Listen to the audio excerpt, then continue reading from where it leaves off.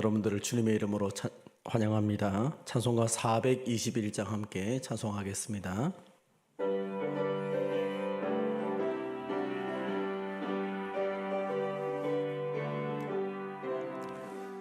내가 예수 믿고서 죄 사함 받아 나의 모든 것 다 변했네. 지금 내가 가는 길 천국 길이요 주의 피로 내 죄가 씻겼네. 나의 모든 것 변하고 그 피로 구속 받았네. 하나님은 나의 구원된 시온이 내게 정죄함 없겠네. 주님 밝은 빛 되사 어둠에 치니 나의 모든 것 다 변했네. 지금 내가 주 앞에 온전케 됨은 주의 공로를 의지함일세. 나의 모든 것 변하고 그 피로 구속 받았네. 하나님은 나의 구원된 시온이 내게 정죄함 없겠네. 내게 성령이 임하고 그 크신 사랑 나의 맘에 가득 채우며 모든 공포 내게서 물리치시니 내 맘 항상 주 안에 있겠네. 나의 모든 것 변하고 그 피로 구속 받았네. 하나님은 나의 구원된 시온이 내게 정죄함 없겠네. 아멘. 이 아침에 우리 주신 하나님 말씀은 요한복음 7장 53절에서 8장 11절까지 말씀입니다. 신약성경 158면에 있습니다. 요한복음 7장 53절에서 8장 11절까지 우리 한 절씩 교독하시고 마지막 11절은 같이 봉독하도록 하겠습니다. 7장 53절 하나님의 말씀을 들으십시오. 다 각각 집으로 돌아가고 예수는 감람산으로 가시니라. 아침에 다시 성전으로 들어오시니 백성이 다 나오는지라 앉으사 그들을 가르치시더니 서기관들과 바리새인들이 음행 중에 잡힌 여자를 끌고 와서 가운데 세우고 예수께 말하되 선생이여 이 여자가 간음하다가 현장에서 잡혔나이다. 모세는 율법에 이러한 여자를 돌로 치라 명하였거니와 선생은 어떻게 말하겠나이까. 그들이 이렇게 말함은 고발할 조건을 얻고자 하여 예수를 시험함이로라. 예수께서 몸을 굽히사 손가락으로 땅에 쓰시니 그들이 묻기를 맞이 아니하는지라. 일어나 이르시되 너희 중에 죄 없는 자가 먼저 돌로 치라 하시고 다시 몸을 굽혀 손가락으로 땅에 쓰시니 그들이 이 말씀을 듣고 양심의 가책을 느껴 어른을 시작하여 젊은이까지 하나씩 하나씩 나가고 오직 예수와 그 가운데 섰던 여자만 남았더라. 예수께서 일어나사 여자 외에 아무도 없는 것을 보시고 이르시되 여자여 너를 고발하던 그들이 어디 있느냐. 너를 정죄한 자가 없느냐. 대답하되 주여 없나이다. 예수께서 이르시되 나도 너를 정죄하지 아니하노니 가서 다시는 죄를 범하지 말라 하시니라. 아멘. 본문의 말씀을 가지고 나도 너를 정죄하지 아니하노니 라는 제목으로 함께 은혜를 받도록 하겠습니다. 오늘 본문은 예수님께서 말씀을 가르치시고 난 이후에 다시 성전으로 들어오는 아침에 있었던 이야기입니다. 본문 2절 보십시오. 아침에 다시 성전으로 들어오시니 백성이 다 나온지라 앉으사 그들에게 가르치시더니 이제 성전에서 백성들에게 하나님의 말씀을 가르치고 있는 시간입니다. 그런데 3절 이하를 보니까 서기관들과 바리새인들이 음행 중에 잡힌 여자를 끌고 와서 가운데 세우고 예수님께 말하고 있습니다. 선생이여 이 여자가 간음하다가 현장에서 잡혔나이다. 모세는 율법에 이러한 여자를 돌로 치라 명하였거니와 선생은 어떻게 말하겠나이까.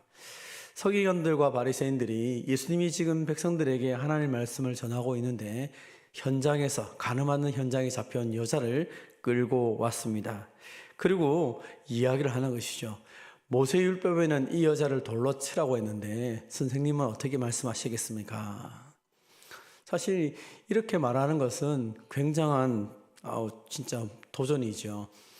예수님께서 이 여자를 향하여서 돌로 치라라고 말하면 로마법에도 어긋나게 되는 것이죠. 돌로 치지 말라라고 말하면 모세율법에 어긋나게 되는 것입니다. 그래서 이렇게도 저렇게도 하지 못할 그런 질문을 던진 것이죠. 오늘 본문은 이것을 정확하게 6절에 이야기합니다. 그들이 이렇게 말하면 고발할 조건을 얻고자 하여 예수를 시험함이라. 예수님을 고발하기 위해서 이 여자를 데리고 온 것이죠. 사실 이 가늠하던 현장에 잡혀온 이 여인은 예수님을 올무로 넘어뜨리고 하는 하나의 조건으로 이 여자를 데리고 온 것입니다. 정상적으로 하면 사실 이 여자뿐 아니라 가늠하던 남자도 데려와야 되고 둘 다를 내세워서 이렇게 해야 되는데 남자는 없고 여자만 데리고 온 것이죠. 어떻게 보면 이 본문 전체를 보면 예수님을 고발하기 위해서 일부러 이 모든 조건을 만들어 놓고 이 여인을 거기에 빠뜨려 놓고 데리고 온 것입니다. 이 여인은 죄 없는 예수님을 고발하기 위한 도구로 이용되었을 뿐입니다. 율법이란 이름 하에 이 율법을 통하여서 여인도 죽이고 예수님도 죽이고자 하는 이런 마음이 바리새인들과 서기관 가운데 있는 것입니다. 여러분, 하나님께서 율법을 주신 이유는 이스라엘 백성들이 하나님 앞에서 온전하게 살아가고 하나님의 백성다움을 드러내기 위해서 율법을 주셨음에도 불구하고 하나님의 마음이 없고 하나님의 마음을 알지 못하니까 이 율법을 가지고 사람도 죽이고 예수님도 대적할 수 있다는 것입니다. 우리에게 큰 도전이 되는 말씀입니다. 우리 마음속에 하나님이 계시지 않고 우리가 하나님을 존중하지 않으면 말씀을 가지고 사람을 살리는 것이 아니라 사람을 정죄할 때 사용할 수 있다는 것입니다. 그들은 예수님을 향하여 계속적으로 끊임없이 빨리 대답을 하라고 촉구하고 있습니다.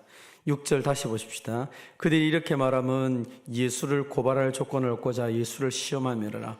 예수님께서 몸을 굽혀 손가락으로 땅에 쓰시니 그들이 묻기를 맞이하지 아니하는지라. 이에 일어나서 이르시되 너희 중에 죄 없는 자가 먼저 돌로 치라 하시고 다시 몸을 굽혀 손가락으로 땅에 쓰시니. 사람들이 어떻게 해야 됩니까? 라고 강하게 요구하고 계속 말하는 그 순간에 예수님은 그들의 마음을 잠잠하게 하기 위해서 땅에 글을 쓰고 계십니다. 그래도 그들이 계속 요구하니까 예수님이 일어나셔서 얘기한 것이죠. 너희 중에 죄 없는 자가 먼저 돌로 치라. 그리고 다시 예수님은 땅에다 글을 쓰시고 계십니다. 가늠한 여인을 향하여 돌을 들어서 지금 이 여자를 던지려고 하는 그 많은 사람들의 마음을 흥분을 가라앉히시고 그들에게 잔잔하게 말씀의 빛을 비추고 있는 것입니다. 너희 중에 죄 없는 자가 먼저 돌로 치라. 오늘 본문은 이 말을 들었던 사람들의 모습을 9절에서 명확하게 설명을 하고 있습니다.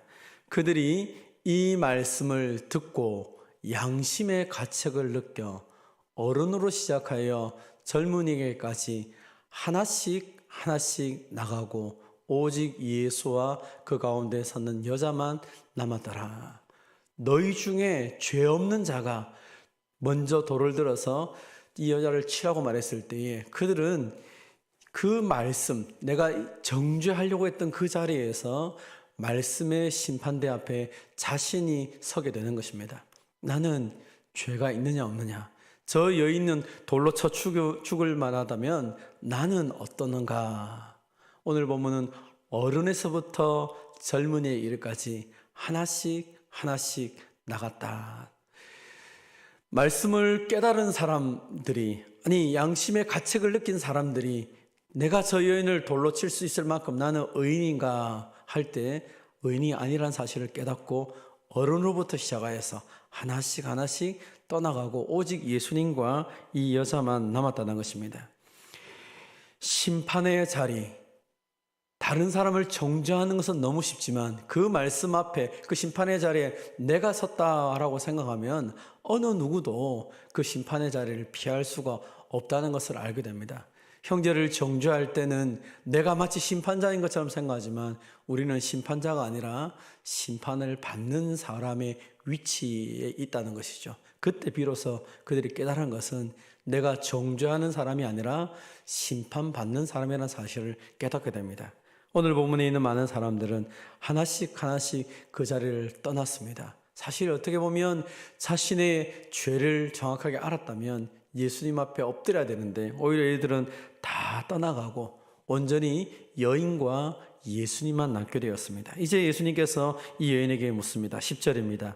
예수께서 일어나사 여인 외에 아무도 없는 것을 보시고 이르시되 여자여 너를 고발하던 그들이 어디 있느냐 너를 정죄한 자가 없느냐 대답하되 주여 없나이다. 예수께서 이르시되 나도 너를 정죄하지 아니하노니 가서 다시는 죄를 범하지 말라 하시니라. 예수님께서 이제 모든 사람이 떠나가고 온전히 이 여인만 남았을 때 여인에게 질문했던 것이죠. 어떻게 보면 율법으로는 마땅히 죽어야 되는 것이 맞습니다. 이 여인은 간음하다가 현장에서 잡혀왔습니다. 바리새인들과 서기관이 올무를 쳐놓았다 할지라도 이 여인의 죄는 명백한 것입니다. 율법에 의하면 돌에 맞아 죽어야 될 이 여인임에도 불구하고 오늘 예수님께서 다시 한 번 더 질문을 하는 것입니다. 너를 고발하던 그들이 어디 있느냐? 너를 정죄하던 자가 어디 있느냐? 아무도 없습니다. 그래, 나도 너를 정죄하지 않는다. 죽을 수밖에 없는 이 여인에게 예수님께서 긍휼을 베풀고 계시는 것이죠.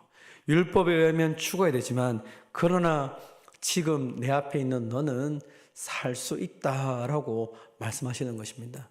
어떤 죄를 가지고 있든 어떤 모습을 있든지 예수님 앞에 나아가면 주님께서 긍휼을 베풀어 주시는 것입니다. 오늘 예수님께서 이 여인에게 그러면서 한 가지 아주 중요한 이야기를 합니다.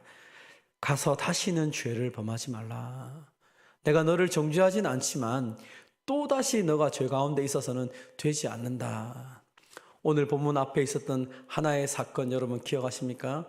38년 동안 그 병을 앓고 있던 이 사람을 예수님께서 베데스다 연못에서 그 모든 병을 고쳐주셨음에도 불구하고 그는 그 자신의 병 나은 것을 가지고 바리새인들과 서기관들에게 고소함을 통하여 예수님을 죽이는 도구로 자신이 받았던 은혜를 오히려 예수님을 심판하는 예수님을 죽이는 도구로 사용했던 것을 바라봅니다. 예수님은 이 여인에게도 동일한 이야기를 하면서 가서 다시는 죄를 짓지 말라.